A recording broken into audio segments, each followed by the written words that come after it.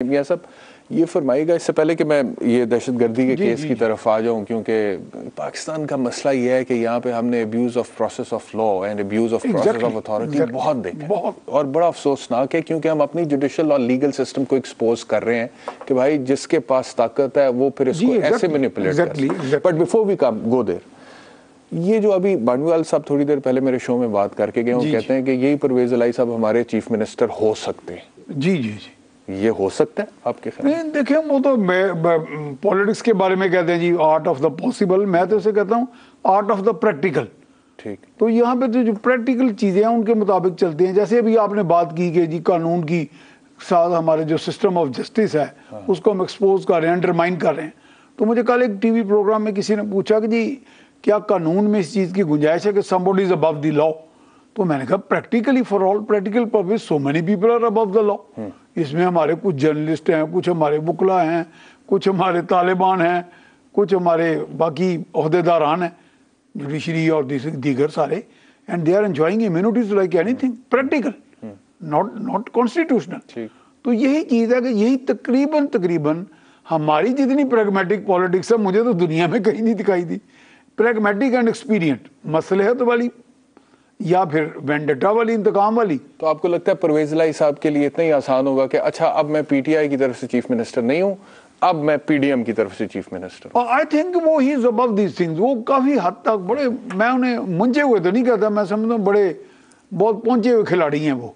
और वो मुझे याद पड़ता है कि जब अभी 2018 के इलेक्शन नहीं होने थे तो ये दोनों भाई, दोनों कजन्स मेरे साथ बैठे, हम चाय इकट्ठे पी रहे थे, मैं इनके घर था, तो 1-on-1 ही होगी ना एक तरह। तो मैंने पूछा कि जी आपके साथ जो हो गया है तो क्या मुस्तकबिल है? तो कहने के क्या मतलब? तो मैंने कहा आपका उन लोगों से राब्ता है, वो आप समझ सकते हैं? मैं समझ गया। तो उन्होंने कहा हाँ जी है।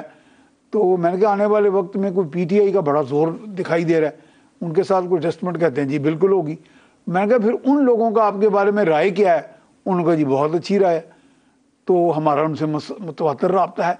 इन 3-4 सवालों में, इन 3-4 जवाबों में उन्होंने सारी पिक्चर क्लियर कर दी। तो यानी कि अभी भी एस्टैब्लिश, आपको वैसे पूछना चाहिए था कभी राब्ता टूटा उनसे? नहीं कभी नहीं।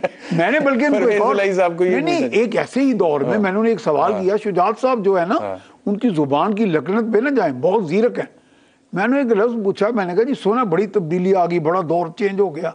जो 2 बड़े ओहदेदारों के बारे में, इदारों के बारे में, बड़ों के बारे में कहते थे कि जी मिलिट्री जुडिशल बड़ा इनका नेक्सस है, तो अब भी है। उन्होंने हाथ मिला के जी हाथ मिलाओ, उन्होंने कहा जी और किदा होता है। ये उन्होंने बात पंजाबी में सादगी में हंस के कह दी, तो but he meant business. Pervaiz Elahi साहब पीडीएम से राब्ते में हैं? अच्छा। मेरे इल्म के मुताबिक हैं, बट वन ऑफ द स्टालवर्ट, सारे के साथ नहीं, कुछ के साथ तो उनकी थोड़ी सी वो मुखासमतें हैं। So deal can be struck, deal can be struck. और उसमें एक बहुत बड़ा इंटरमीडियरी वो जरदारी साहब हैं। वो जरदारी साहब का तो ऐसा चेहरा, उनके तो डिप्टी प्राइम मिनिस्टर रह चुके। क्या रिएक्शन होगा? मतलब कि पीटीआई, अब पीटीआई देखें, पीटीआई का भी मिजाज है, इतना आसान नहीं कि पीटीआई को इस्तेमाल करें और उनके चीफ मिनिस्टर बने 10 सीटों के साथ और उसके बाद कहें जी अच्छा जी अल्लाह हाफिज अब मैं उधर जा रहा हूँ। तो पीटीआई का क्या रिएक्शन होगा? देखिए PTI is already very apprehensive about it.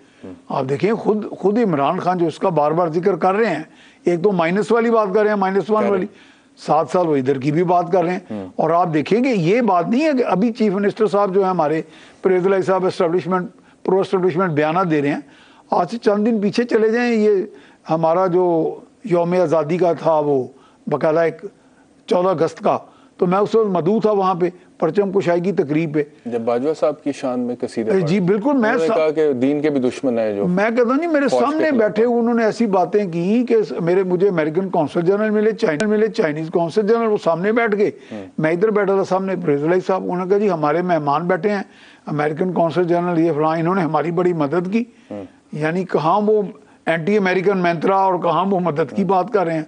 और साथ ही आपको ये भी याद होगा कि जब पीडीएम के साथ पहले इनके मुज़ाकरात हो रहे थे पंजाब की चीफ मिनिस्टरशिप के लिए, शुरू में इमरान खान साहब के साथ मिलने से पहले, तो उस टाइम तो ये इमरान खान के बारे में कहते थे कि कोई नैपियां चेंज करना। जी बिल्कुल। और इमरान खान इनको डाकू कहते थे। वो तो बहुत पुरानी बात वो चलिए वो भी होगी। हम अगर माजी करीब में भी रहे तो अभी की बात है, परवेज इलाही इमरान खान के खिलाफ इंटरव्यूज दे रहे थे। वो हमारी भाभी है मेहर बुखारी साहिबा, उन्होंने बड़ा जबरदस्त इंटरव्यू किया था परवेज इलाही साहब का, और उसके बाद फिर काया पलटी और फिर इमरान खान उम्मत मुस्लिमा का बहुत बड़ा लीडर हो गया सारे और अब फिर का जवाब खुद ही दे दिया, काया पलटी। तो बात यह कि काया तो हमारे यहाँ ऐसी पलट जाती है, तो काया पलटने वाला जो निजाम है, वजारत आला काया पलटने का जो निजाम है वो तो यहाँ बदरजा तो मौजूद है, वो तो अभी तक इंटैक्ट है। जब तक उस निजाम के साथ या राब्ते हैं या नाराजगियां हैं तो अंपायर की उंगली उठ भी जाएगी, तो अंपायर की उंगली नीचे भी आ जाएगी। तो अंपायर भी अब एक हाल नहीं है, अब लेग अंपायर भी है जो माजी में होते थे, अब थर्ड अंपायर भी है, अब सारे अंपायर